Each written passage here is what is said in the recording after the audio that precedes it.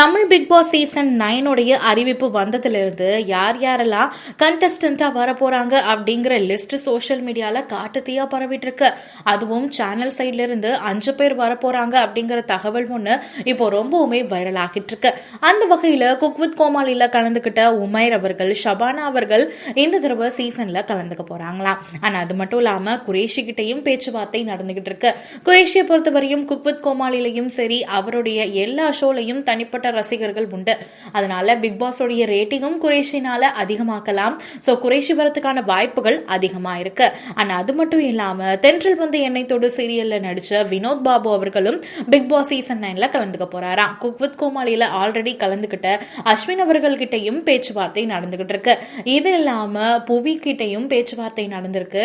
And Neha அவர்கள் கண்டிப்பா இந்த தடவை சீசன்ல வரப்போறாங்க அப்படிங்கிற தகவலும் வெளிவந்திருக்கு. ஏன்னா பாக்யலட்சுமி சீரியல்ல இனியா கேரக்டர்ல அவங்க சூப்பர்பாவே நடிச்சிருந்தாங்க. நிறைய பாசிட்டிவ் நெகட்டிவ் கமெண்ட்ஸ் எல்லாம் அவங்க சூப்பர்பா ஹேண்டில் பண்ணதுனால பிக் பாஸ்லயும் அவங்களுக்கு பெரிய ஃபியூச்சர் இருக்கு அப்படின்னு நம்பப்படுது.